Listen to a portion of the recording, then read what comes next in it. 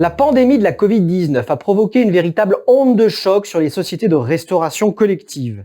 Les trois leaders, Sodexo, Elior et Compass, ont annoncé des baisses de chiffre d'affaires consolidées comprises entre 12 et 20% au cours de 2019-2020.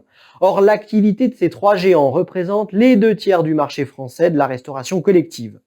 Les acteurs du catering aérien, eux, sont en grande difficulté. Ce repli est d'autant plus exceptionnel que ce secteur se révèle structurellement solide, porté par des moteurs forts tels que l'évolution favorable des populations qui travaillent, résident, étudient ou voyagent dans les établissements et à bord des moyens de transport dont les restaurants sont en gestion concédée.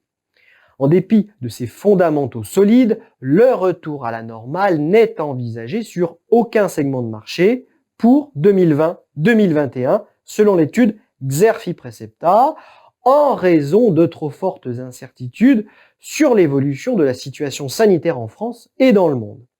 Les SRC seront en outre confrontés à d'importantes dégradations des conditions de marché, comme des difficultés pour conquérir de nouveaux clients et en fidéliser certains.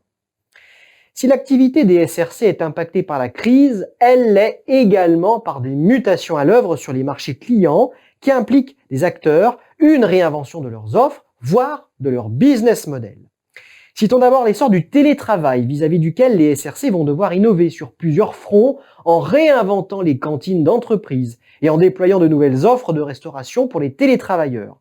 En d'autres termes, les SRC vont devoir offrir des alternatives aux salariés, développer des offres individualisables et multimodales.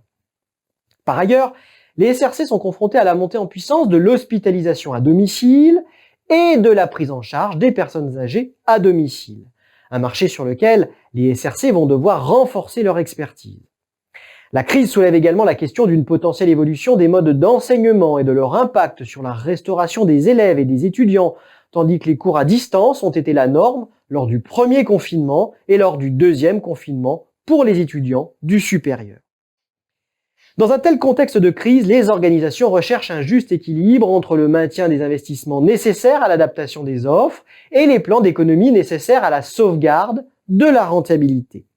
Si des choix décisifs s'imposent, ils ne devraient pas remettre en cause à moyen terme le leadership des trois groupes de tête et l'ordre établi entre ces trois acteurs qui dominent encore très largement le marché français. Les trois groupes ont réaffirmé leur solidité financière et leur capacité à se redresser après un exercice 2020 hors norme, en dépit des plans sociaux annoncés par Sodexo et Elior. Derrière, les trois leaders opèrent également une poignée de challengers et suiveurs. Ces derniers devraient un temps stopper leurs opérations de croissance externe et privilégier des rapprochements moins gourmands en capitaux, comme l'alliance aux achats annoncée par Convivio et 1001 Repas fin 2020. Preuve que la crise pousse les SRC à redoubler d'imagination et de combativité pour éviter un collapsus généralisé.